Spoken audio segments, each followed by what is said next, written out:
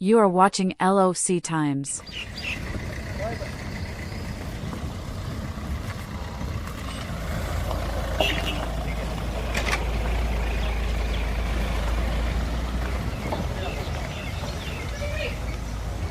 Okay जी, okay, good bye. एक आप हमारे भाई हो, दर्द समझ करके आप आए। अभी आपके पास मोबाइल है, शायद बहुत सारे लोग जानते हैं। अभी आप जो वीडियो देखते हैं ये ऐसी है जिसमें एक बेटा माँ को पीट रहा होगा। मैं ऐसे मिसाल दे रहा हूँ, इसलिए आया हूँ कि इन हालात से जब ये हादसा की मौत हुई तो इसका बड़ा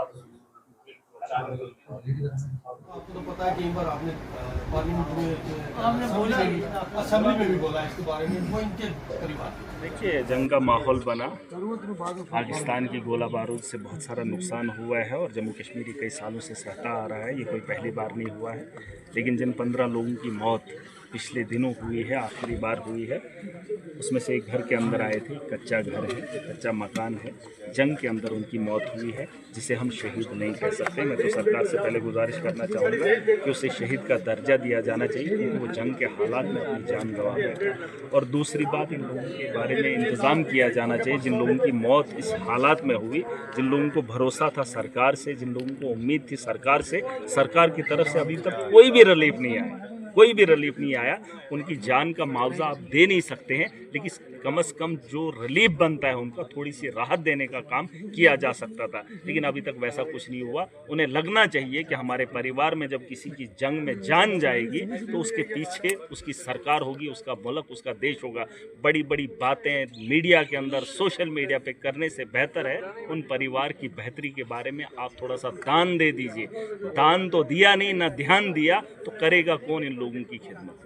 आपने सरहदों को मजबूत नहीं किया, आपने कूटनीति फेलियर रहा। कूटनीति ऐसी होनी चाहिए थी कि पाकिस्तान कंगाल होता और वो एटम बम बेचकर अपने लोगों की खिदमत करता। कूटनीति में आप फेल हो गए। डोनाल्ड ट्रंप के एक ट्वीट से हमारी आवाम का फैसला हुआ, मुझे शर्म आती है।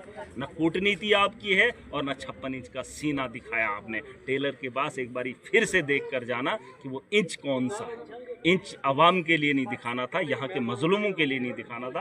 पाकिस्तान को जवाब देने के लिए 4 रास्ते हैं, 4 में से कोई एक रास्ता देखना पड़ेगा। या तो हमने सरहदों को मजबूत करना है, या तो कूटनीति से हमने कूटना था पाकिस्तान को, ताकि वो एटम बम बेच जाता। सुन लीजिए, आतंकवाद वो बात करेगा नहीं, पाकिस्तान बात करेगा नहीं, क्योंकि कई सालों से उसने आतंकवादी अड्डे बनाए हैं। उन अड्डों के बारे में वो कहता है कि ये मासूमों के अड्डे हैं। आतंकवाद खुलेआम शरेआम पाकिस्तान में घूम रहा है।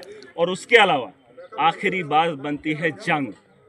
या तो जंग करो, या तो कूटनीति लाओ, या तो बातचीत करो। बातचीत न ये करेंगे, इनके अहंकार में एक आम आदमी परेशान हो रहा है। मैं वही चाहता हूँ, पुंछ के अंदर मेरा दौरा है, मैं तो चाहता था बीजेपी के बड़े बड़े दिग्गज नेता यहाँ पर पहुँचने चाहिए थे। क्यों नहीं आएंगे बॉर्डर एरिया में? बड़ी बड़ी बातें ऐवानों से नहीं की जाती हैं, ज़मीन पर आकर लोगों के साथ पूछकर पता चलना। ये जो कह रहे हैं ना बारूद बरसाया, यहाँ नेशनल मीडिया आना चाहिए था। वो बड़ी बड़ी एंकरिंग यूक्रेन में पहुंच जाते हैं, देखो गोले पड़ गए, इधर क्यों नहीं पूछेंगे? यहाँ जिन लोगों के घरों में नुकसान हुआ, कहाँ है वो नेशनल मीडिया? आया था कोई नहीं आया।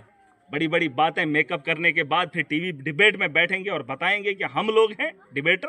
अरे हमें पता है कितने कैमरे तुम्हें फोकस करते हैं और तुम्हारा चेहरा कैसा होता है। बंकर, वो बंकर जमीन में बनने चाहिए ताकि लोग जो है उस बम से, उस शल से बच सकें। तुमने बंकर्स में भी यहाँ लोगों का खून पिया है, उसका पैसा खाया है, लूटा है।